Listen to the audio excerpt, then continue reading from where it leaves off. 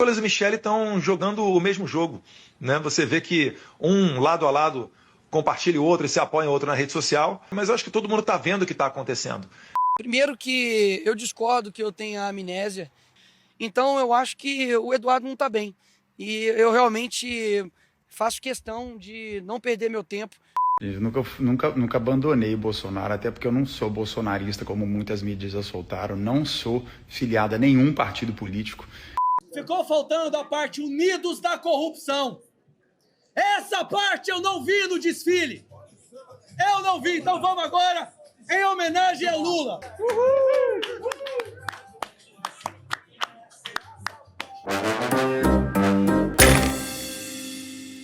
Fala, seus mal diagramados! Há 8 meses das eleições, tivemos na semana que passou um aperitivo do que nos aguarda quando estivermos mais próximos do primeiro turno.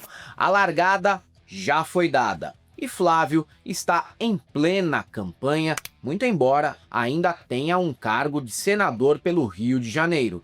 Não que esse abandono precoce do mandato para o Estado seja prejudicial, já que tanto ele quanto Romário são apenas senadores decorativos e mesmo quando estão em Brasília, no máximo influenciam o faturamento da Fogo de Chão ou de alguma casa de saliência local.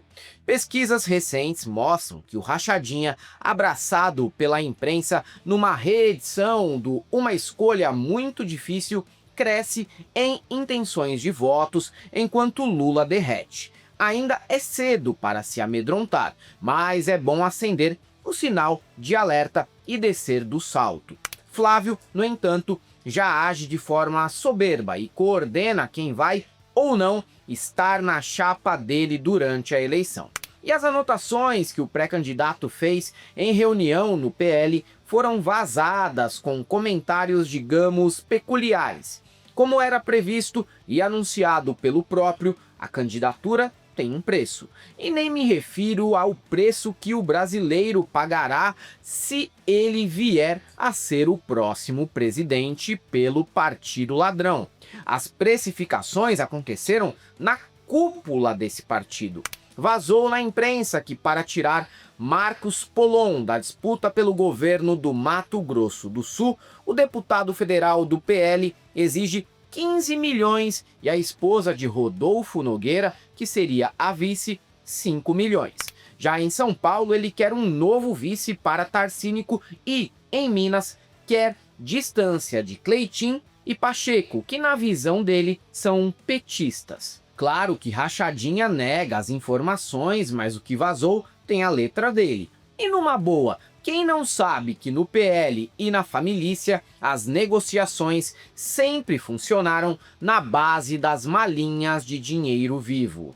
E eu quero desfazer uma mentira que já começou a ser vinculada, porque em uma das anotações no estado do Mato Grosso do Sul, o deputado Polon, eu anotei ali, fiz uma anotação como se ele tivesse pedido alguma coisa para deixar de ser candidato a governo ou candidato ao Senado. Estava escrito ali, Polon pediu 15 milhões para não ser candidato. Aquilo nunca aconteceu. O que aconteceu foi uma pessoa que conversou comigo que estavam dizendo isso do Polon. Eu anotei para não esquecer de avisar a ele que estavam vinculando essa mentira criminosa contra ele. Então não tem absolutamente nada de pedido, até porque as decisões que são tomadas sobre candidatos a governo, ao Senado, não tem absolutamente nada a ver com esse tipo de critério. Salve, salve, pífios, nanicos, patéticos, estrombóticos, galãs e galopas. Esse caso do Flávio para nós não surpreende nada. Sempre falamos que de todos desse clã de desajustados, ele era o menos delirante, aquele que age como típico político direitista do centrão, desesperado por dinheiro em espécie.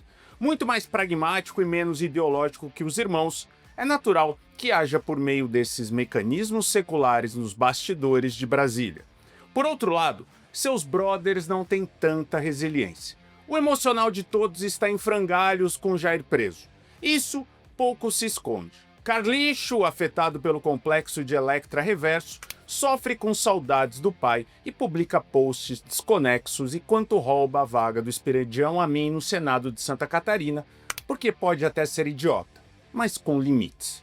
Jair Renan gravou um vídeo soturno, dentro de um carro no qual aposta em grandes silêncios entre as frases.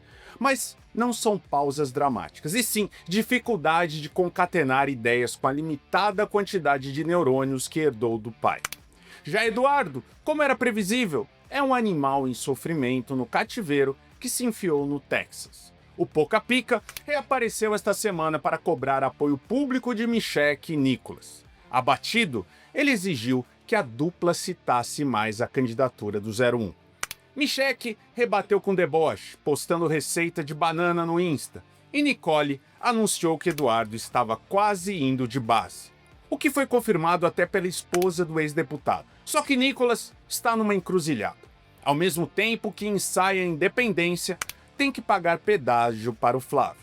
Resultado, deu a zoada no Eduardo, mas dias depois apareceu oferecendo apoio ao Flávio, porque ele nunca vai querer saber se as mensagens que recebe no Zap são ameaças ou bravatas. Na dúvida, melhor abaixar a bola. Nicolas e Michele estão jogando o mesmo jogo, né? Você vê que um lado a lado compartilha o outro e se apoia o outro na rede social, só estão com uma amnésia aí, talvez, né? Não sei por qual motivo. A melhor pergunta é perguntar a eles, eu não quero gerar mais polêmica, mas eu acho que todo mundo está vendo o que está acontecendo. Você não precisa sentar com Flávio Bolsonaro para ver o que o Flávio Bolsonaro tem a propor, né, para qualquer área que for. Primeiro que eu discordo que eu tenha amnésia e que a Michele tenha amnésia. Eu me lembro muito bem de todos os anos que eu fui atacado injustamente.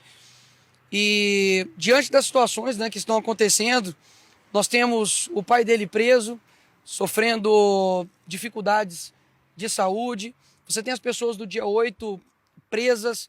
Você tem o Lula literalmente fazendo de tudo para poder destruir esse país. E a prioridade é nos atacar. Então isso diz muito mais sobre ele do que a mim. Ela, acima de tudo, é uma esposa.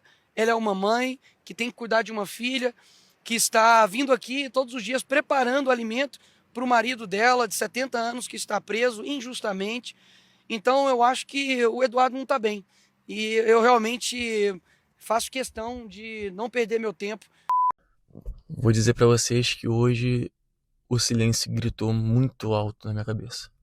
Não tô aqui para falar sobre política ou para fazer estratégia política, o que for, mas para desabafar como um filho que vê o meu pai hoje passando o que ele tá passando. O que eu encontro é um homem forte, mesmo com a saúde debilitada e visivelmente abatida, sofrendo com soluços constantes, refluxos, que ainda tenta ser aquele que está nos apoiando todos os dias. Eu fico imaginando, se eu que sou filho, eu tô sentindo isso, imagina os outros filhos que também estão passando pela mesma coisa, que não pode dar um abraço no pai ou na mãe e que realmente faz a falta como meu pai tá fazendo. A cada 2 anos a gente se engaja em eleições, porque faz parte dessa farsa chamada democracia liberal burguesa. E também porque não queremos flertar com o pior e estar em poucos meses pendurados pelos pés e levando choque no meio das bolas. Mas só por isso, pois não é por acreditar em rupturas e mudanças significativas à esquerda. Afinal, já somos homens de meia idade, dependentes de Tadalafila, e sabemos que isso só seria possível através de medidas que não vamos elencar aqui pelo risco de perder o canal.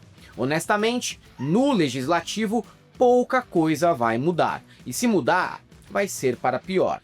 Se hoje já temos uma maioria de patetas na Câmara e no Senado, tumultuando, lacrando, fazendo flashmob e cosplay, em 2027, a legislatura que vai assumir, no máximo trará novos personagens tão ruins quanto os que já possuem mandatos neste momento.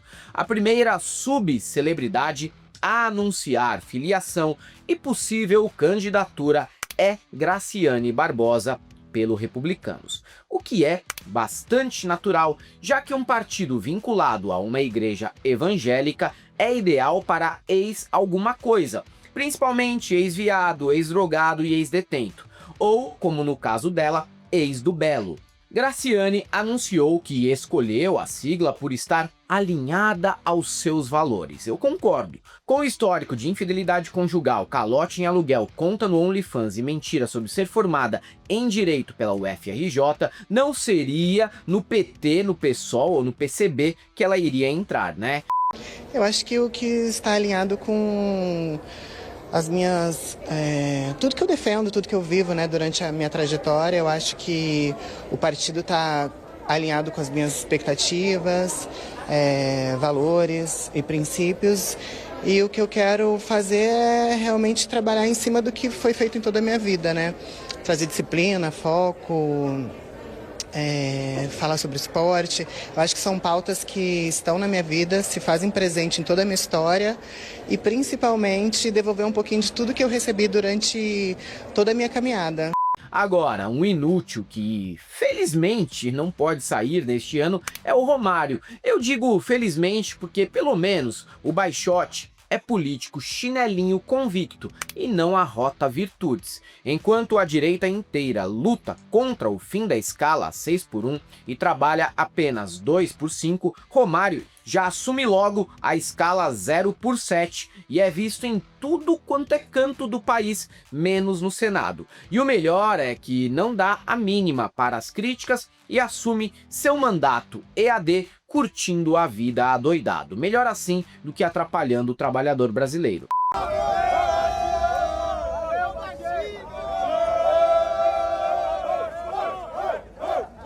A única coisa que me anima nessa zona toda é um tímido movimento de lideranças evangélicas querendo se afastar do bolsonarismo. Não está consolidado ainda, mas parece que alguns antigos cabos eleitorais não querem mais vínculo com o nome de um presidiário. O primeiro que pulou do barco foi Ottoni de Paula. Depois que entrou de cabeça no Monjaro, o deputado federal não mudou só de aparência, mas de atitude e não passa uma semana sem atacar o bolsonarismo. Sendo que ele é do Rio, um dos redutos mais fortes e sectários desse movimento político. A pergunta que fica é: o que fez um cara que ameaçou receber Lula a bala e que chegou a ir na casa do irmão do Marcelo Arruda, assassinado por um bolsonarista, para encontrar seus irmãos direitistas e apagar a narrativa de que o crime havia sido motivado politicamente, mudar tanto? Ainda não sei, mas quando vier à tona vai ter as digitais de vocês sabem quem. Movimento parecido acontece com André Vai Ladrão. Tudo bem que esse é mau caráter demais para ter posicionamento levemente progressistas como o do Ottoni, mas agora ele jura que nunca nem foi bolsonarista. Isso aí me lembra aqueles amigos que embarcavam em toda a moda nova e depois, quando alguém lembrava que ele foi clubber, espetava o cabelo com febo e ia ao Cabral, o cara negava até a morte, porque já estava em outra, de franjinha, calça skinny, colando na fan house e pagando de indie. E pegava mal ter esse passado exposto. Não provoque Dona Michele Bolsonaro. Não façam ela falar o que ela não quer dizer.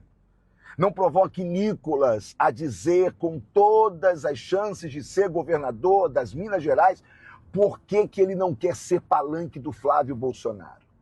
Eu tenho dito, e não tem nada de pessoal nisso, Flávio é um candidato ideal para a esquerda. Será um alvo a ser abatido na hora certa. Aliás, com tantas vulnerabilidades que o mundo político sabe que Flávio tem, eu só posso acreditar que o que move Bolsonaro e seus filhos é a arrogância, a maldita arrogância. Você abandonou o Bolsonaro e agora vai voltar a apoiar? Eu nunca abandonei o Bolsonaro, até porque eu não sou bolsonarista, como muitas mídias já soltaram, não sou filiado a nenhum partido político. Toda eleição, a única coisa que você, como eleitor, faz é posicionar-se a respeito do candidato que está mais próximo daquilo que você acredita, né? E as pessoas, às vezes, querem fazer um vínculo que não existe. Muita gente tem mudado nesses tempos bicudos em que Trump aumenta a atenção pelo mundo só para que não vazem imagens suas chupando o Bill Clinton na beira da piscina do Epstein. Por lá, o Laranjão continua a subir o tom e a aumentar a tensão social.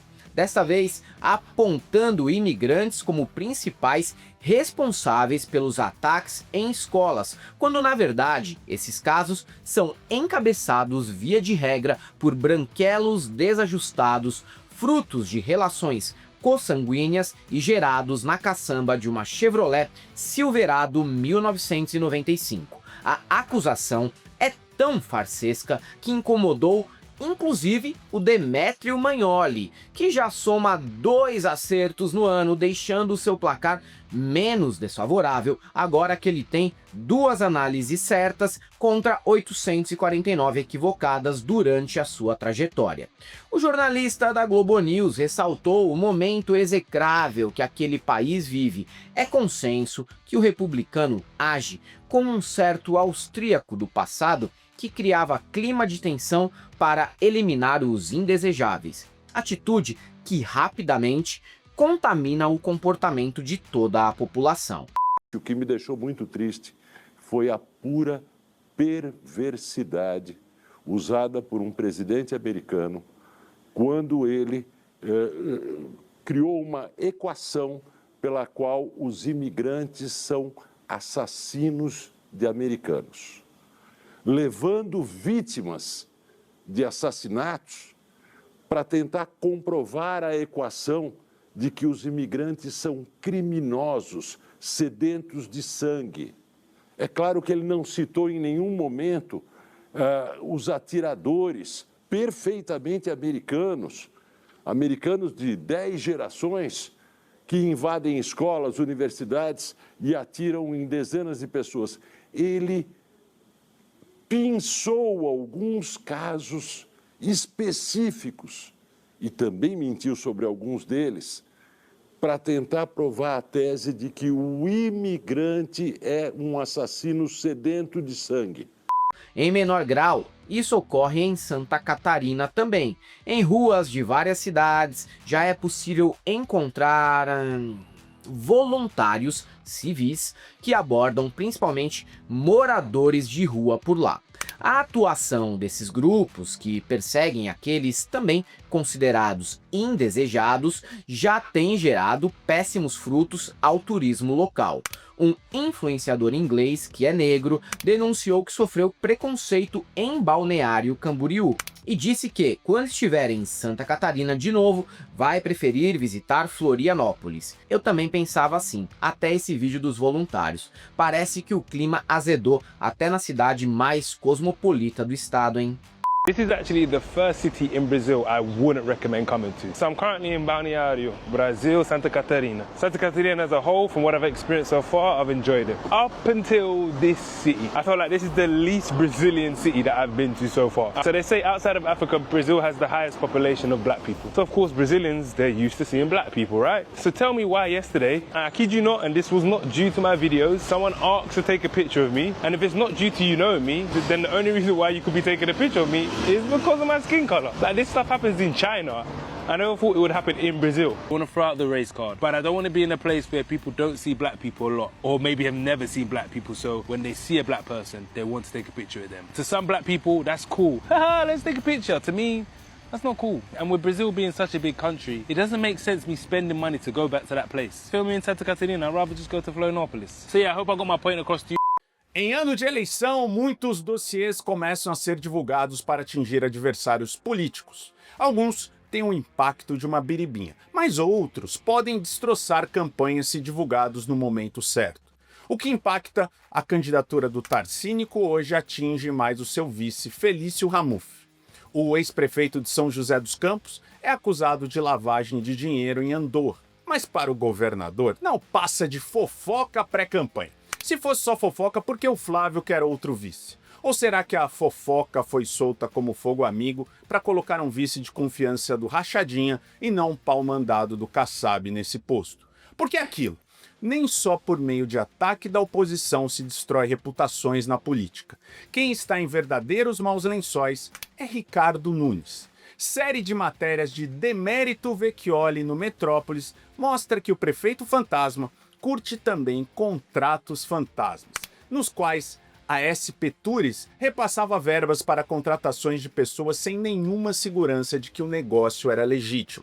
O presidente da entidade caiu após as denúncias. Legal, mas e a grana? Sumiu como o próprio Ricardo Nunes sempre faz depois de ganhar uma eleição ou já virou uma casa na beira de represa com jet ski em Garatá. Governador, a gente queria uma palavrinha sua sobre a investigação envolvendo o seu vice, Felipe Ramute, na questão de Andorra. Eu queria que o senhor comentasse sobre.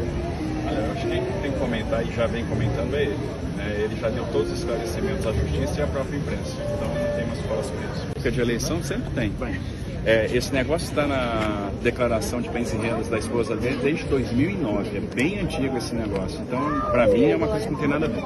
Vocês devem ter acompanhado que no dia 20 saiu uma matéria na imprensa trazendo denúncias sobre uma empresa fornecedora da Prefeitura de São Paulo.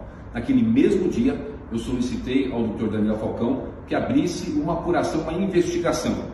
Estou demitindo, exonerando o senhor Rodolfo Marinho. E quando não há polêmica, se inventa. Thiago Eltz, da Globo, tentou insinuar que Lula queria receber de braços abertos bandidos brasileiros que estão nos Estados Unidos, quando, na verdade, o presidente sinalizou o acordo com Trump para prender esses bandidos aqui. E é só fevereiro terminando, com um governo que ainda não aguenta ver uma casca de banana que já quer atravessar a rua para pisar. Podem estar certos que Zap Zap e o ChatGPT vão ferver até outubro. Quem viver, verá. O presidente Trump considera todos esses imigrantes criminosos. O senhor disse agora há pouco que na conversa com o presidente Trump pode acertar de receber criminosos para o Brasil ou quem cometeu o crime por lá. Não, você não ouviu isso aqui. Não, o senhor disse não, você não ouviu isso aqui. Não exatamente dessa... Bom, o senhor disse... Não, o senhor disse... Vamos conversar com ele. Se eu aceito que você faça a pergunta do jeito que você está fazendo, dá a impressão que eu falei isso, eu não falei isso. O carnaval acabou, mas a putaria é eterna nessa Brasília. A cidade que reúne os maiores filhos da puta no Congresso também é a localidade com a maior quantidade de notícias envolvendo pegação em público a qualquer hora do dia. A semana que passou marcou o retorno do Pastor de Calcinha, que lamentavelmente não foi homenageado como deveria com fantasias carnavalescas na semana passada. Sempre ostentando sua lingerie cavada e a pança de jumenta prenha, nosso investigador das madrugadas desta vez quis saber o que um morador de rua escondia dentro das roupas íntimas. Detalhe curioso é como ele sempre é flagrado nesses momentos em ângulos extremamente favoráveis ao seu fetiche. O cinegrafista amador parece até que é avisado da agenda do Pastor de Calcinha. Ainda em Brasília, o jornal Metrópolis revelou mais um ponto de pegação ao ar livre, num jornalismo de serviços que visa atender aqueles que curtem dar uma aliviada na tensão do dia a dia. A matéria é uma pérola desde o título. Se liga só nisso daqui. Empina, toma e mama. A fila do bumbum guloso ferve atrás do atacadão no Distrito Federal. Ainda há trechos memoráveis dentro do texto, tipo: mesmo quando a chuva resolveu castigar o chão na última sexta-feira, a temperatura não caiu. Pelo contrário, a umidade externa encontrou o calor humano dentro dos veículos, resultando em vidros tão embaçados que ocultavam as identidades, mas denunciavam o vai-vem rítmico e vigoroso dos corpos. Absolutamente poético. O futebol teve momentos agridoces. Vamos começar pela parte ruim. Após Vini Júnior ser alvo de insultos racistas em Portugal, o goleiro Hugo Souza passou pelo mesmo no estádio da Portuguesa. O corintiano foi chamado de sujo, piolento, entre outras ofensas que eu prefiro nem repetir aqui. A questão é que para a direita da bolha da resenha nada é preconceito, tudo é só zoeira. E é preciso aceitar, mesmo que isso ofenda profundamente quem foi alvo do ataque. O maior representante desse pensamento retrógrado, o goleiro Marcos, desprezou a reclamação de Hugo.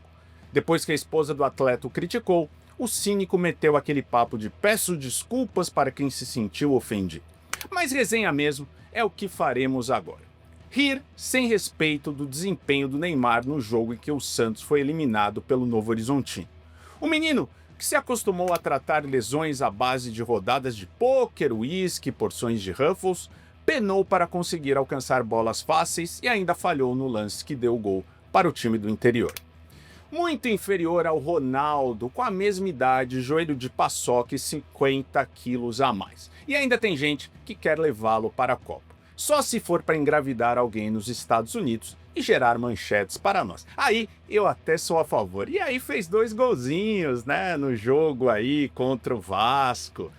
São Paulo foi no interior de São Paulo, pegou o Bragantino, time de Série A, e ganhou por 2-1. O Corinthians, as duras penas, é verdade, passou pela Portuguesa nos pênaltis, mas passou. Passou. E qual foi o cuzão que não conseguiu passar? O Santos. Quem é o cuzão da história? O Santos. Que vem sendo o cuzão há 10 anos. 10 anos de fila por causa dessa maldita Belmirolândia. Essa maldita Belmirolândia. Esses desgraçados que desgraçam o Santos ano após ano. Sumam do Santos, seus desgraçados. Sobe no Santos, se não for pra escalar esse moleque, porra! É bom tempo e mais 10! Se aprendeu o argentino, caralho! O Neymar jogou bem? Fala Messi, oi pessoal. Como sempre, só Caio. Mas caiu, né? Fez papel de palhaço de novo. Fez 2 gols. É torcer para que na Copa do Mundo toda a seleção que jogue contra o Brasil tenha a zaga do Vasco. Aí fica fácil. Sim, mas ele precisa parar de fingir falta. Tá cada dia mais feio. Mas caiu. Fingiu que levou uma cabeçada. É ridículo, né? É um menino. É um adolescente tardio, esse Neymar. Você não gosta dele? Não, ninguém gosta. Ninguém gosta.